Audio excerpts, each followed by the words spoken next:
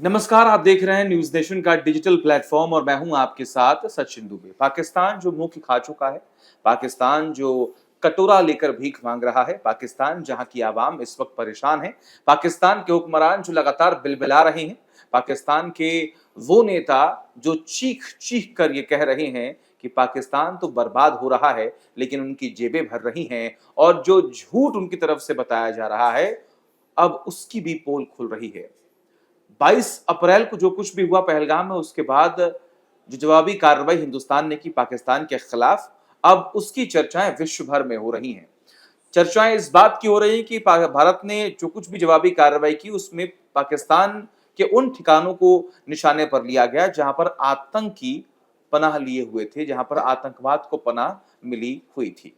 लेकिन अब तमाम कार्रवाई के बाद अब कई सारे सवाल भी खड़े हो रहे हैं, तमाम चर्चाएं हैं कि अब आने वाले वक्त में हिंदुस्तान और पाकिस्तान के बीच जो रिश्ते पहले थे, अब वो और भी खराब हो गए हैं। तो क्या आने वाले वक्त में ये ऐसे ही रहने वाले हैं? और सबसे बड़ी बात कि ऑपरेशन सिंदूर जिस अभियान की शुरुआत की गई थी, अब इसको अलग-अलग मंचों पर प्रमोट करना है और जो भारत की सरकार है, उन्होंने एक बहुत ही बड़ा फैसला लिया, एक डेलीगेशन तैयार किया और ये डेलीगेशन अंतर्राष्ट्रीय मंचों पर जाकर पाकिस्तान ने जो नापाक हरकत की उसके बारे में वो डेलीगेशन अलग-अलग राष्ट्र अध्यक्षों से मिलकर, उनके तमाम नेताओं से मिलकर उनसे बातचीत करेंगे, उन्हें बताएंगे। इसी पर बात करने के लिए हमारे साथ हमारे वरिष्ठ सहयोगी पंकज जी जुड़े हुए हैं। पंकज जी, सबसे पहले तो ये बताइए कि डेलीगेशन को लेकर अभी फिलहाल क्या अपडेट है? लेटेस्ट अपडेट क्या मिल पा रही है? अगर भारत की तरफ से बात करें तो भारत की तो लगभग डेलीगेशन की लगभग तैयारी हो चुकी है और जो विदेश मंत्रालय की तरफ से उनको ब्रीफिंग भी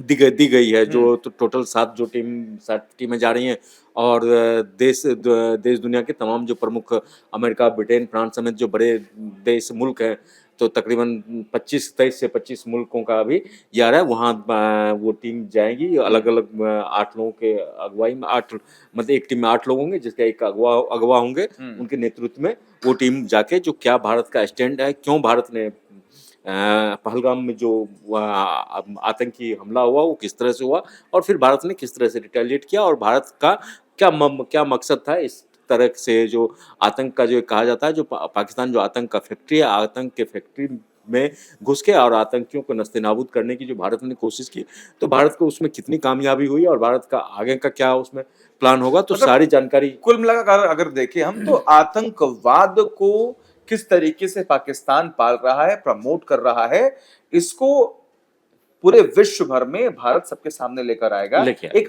एक मुहिम, एक अभियान की तरह इसको देखा जा देखा रहा जाए। है।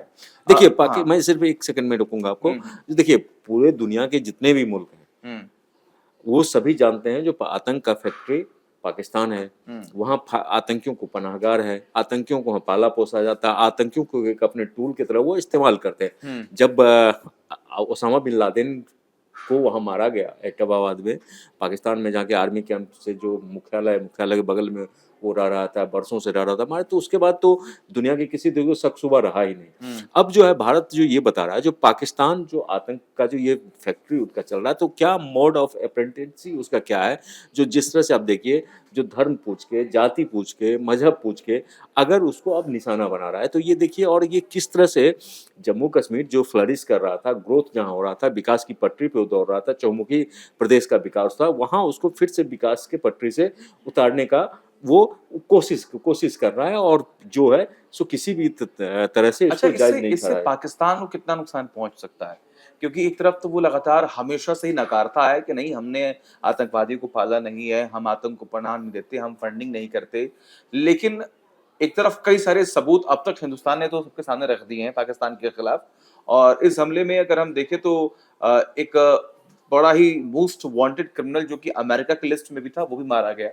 सवाल मेरा यही कि जो अभियान अभी शुरू किया जा रहा है हिंदुस्तान की तरफ से, इसका बेनिफिट हमें क्या मिलने वाला है और इससे लॉस पाकिस्तान को कितना होने वाला है? देखिए, ये जो है ना एक हम एक कूटनीतिक हम ये काम कर रहे हैं, कूटनीतिक काम कर रहे हैं। इस देखिए इस कूटनीति में भारत का जो फ़ायदा पाकिस्तान पे दबाव बनेगा ही और पाकिस्तान का जो और जो चेहरा है वो निखर के आएगा। जो हुँ। आतंकवाद के खिलाफ पाकिस्तान किस तरह से काम करता है, किस तरह से उसको अपना एक जो औज़ार के तौर पे ब इस्तेमाल करता है। इससे दूसरा ये भी है जो इस पूरे घटनाक्रम के दौरान पाकिस्तान के साथ 2-3 मुल्क खड़े रहे। हम्म। तो वो मुल्क भी बेनकाब होंगे जब हमारे प्रतिनिधि डेलीगेट्स वहाँ जाएँगे, वहाँ बताएँगे ये ऐसे हुआ है।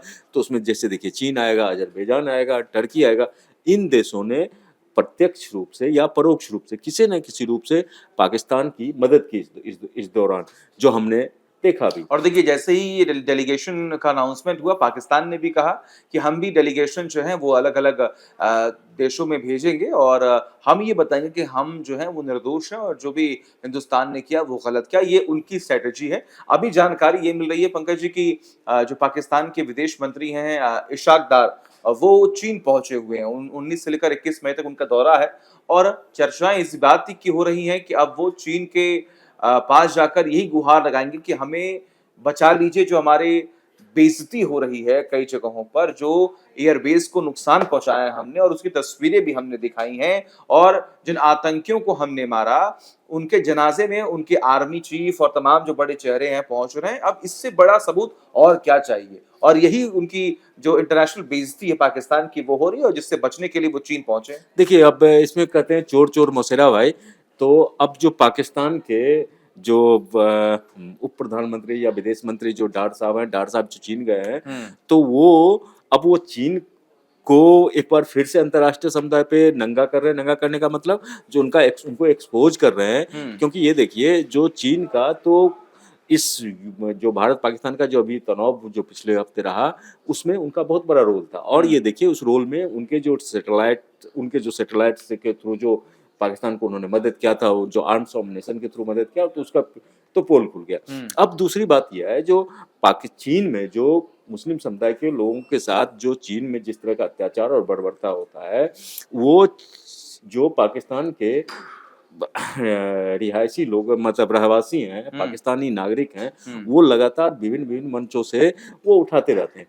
तो चीन जो है इस मसले को फिर कैसे चीन सॉर्ट आउट करता है, और चीन ने आतंकवाद के मुद्दे पे पाकिस्तान का समर्थन किया, तो वो चीन का वो भी वैसे भी चीन की भी अब बहुत किरकिरी हो चुकी है। इतने डिफेंस सिस्टम और तमाम मिसाइलें चीन की ही पाकिस्तान के पास थी, वो सारी नष्ट हो गई है, वो सारी कई जगहों पर डिफ्यूज हो गई। तो इससे एक और इमेज, एक और नैरेटिव सेट होता है कि चीन के पास जो इस वक्त हथियार थे जो पाकिस्तान को दिए गए थे वो कितने खराब थे। और तो आप इससे यही समझिए जो एक तो चीन को एक जख्म है और उस जख्म को पाकिस्तान जाके वहां कुरेदने लगा है। चीन का जख्म ये भी है जो चीन चाहता था जो भारत और पाकिस्तान के बीच तो एक तो वार हो, वार के लेवल पे जाए और वो लंबा चले, क्योंकि उसको अपना हित दिखता है। इसलिए हित दिख रहा था जो उसका आर्म्स अम्युनिशन था 82 से 83% जो आर्म्स अम्युनिशन सप्लाई होता है पाकिस्तान वो चीन से खरीदता है, तो औने पौने भाव में वो बेच सकता था। और दूसरा सब कुछ जो है पाकिस्तान ने चीन से मदद लेता है आर्थिक और ये सब, लेकिन जब सीज फायर की बात हुई और जब घुटने पे वो आ गया तो वो चीन के पास नहीं जाके वो भागा जाता अमेरिका के पास।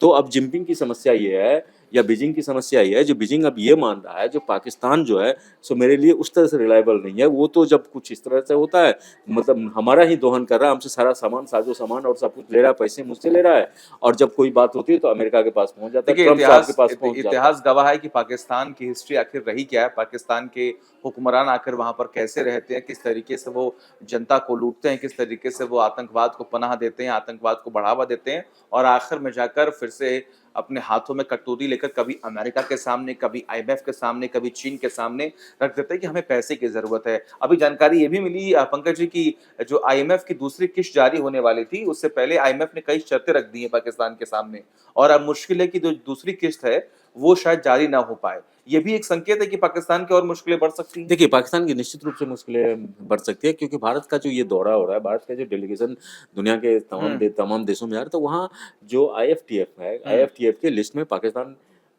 बरसों रहा है, बीच में वो निकाला गया था।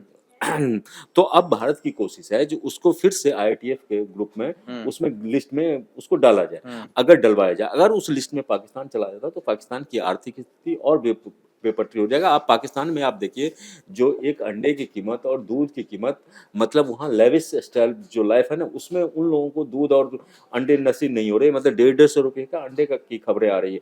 पेट्रोल डीजल का आसमान पे है। गाड़ियों के दाम आप पूछिए मत, आसमान छू रहे हैं। और ऐसी मुश्किलें जो है पाकिस्तान की आवाम के सामने भी हैं। वो भी ये सोच रहे होंगे कि आखिर हम क्यों हिंदुस्तान से अलग हुए, और सबसे बड़ी बात कि ऐसे हुक्मरान चुन रहे हैं जिनकी वजह से हमारी मुश्किलें बढ़ती जा मुद रही हैं। और पाकिस्तान में 2 समस्याएँ हैं, 2 लेवल पे पाकिस्तान अभी जो मेजर जूझ रहा है। एक है कि आर्मी हुँ, में एक बहुत बड़ा विद्रोह का एक सिग्नल आ रहा है, जो हुँ। हमने खबरों को देखा। चूँकि आर्मी में 2 से 3 ग्रुप है, एक असीम मुनीर का ग्रुप है, और जो बाकी ग्रुप है वो चाहता है जो किसी भी तरह से असीम मुनीर को सत्ता से बेदखल किया जाए। दूसरा जो तरफ से प पाकिस्तान के सामने चुनौती है, वो चुनौती ये है कि पाकिस्तान में महँगाई और बेरोज़गारी इस स्तर पे है, और तो गृह युद्ध जैसे हालात हैं। वहाँ के जो किराने के जो जो दुकान हैं, वहाँ आप लंबी-लंबी लाइन और एक देखेंगे तरफ बलूच पानी के हमला कर लिए। रहा है। एक तरफ से बलूच है, पश्तून का मामला है, हुँ। अफ़गानिस्तान के बॉर्डर पे उनकी स्थिति खराब है। उसके बाद से आप सीपीसी जो कॉरिडोर है, वहाँ उनकी मुश्किलें लगातार बढ़ रही है।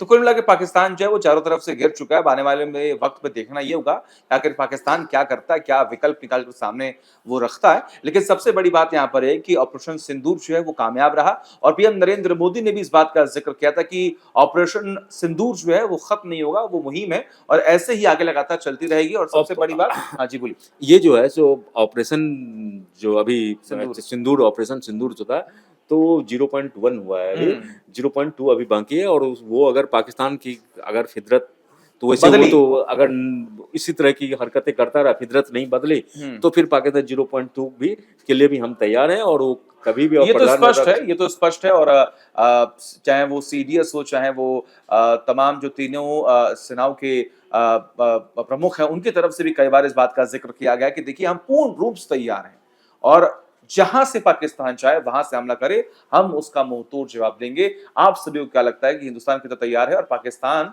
जिसको अब एक बार फिर से मुँह की खानी पड़ी है, आखिर वो सुधरेगा या नहीं सुधरेगा? आपको क्या लगता है? कमेंट कीजिए, बताइए हमें।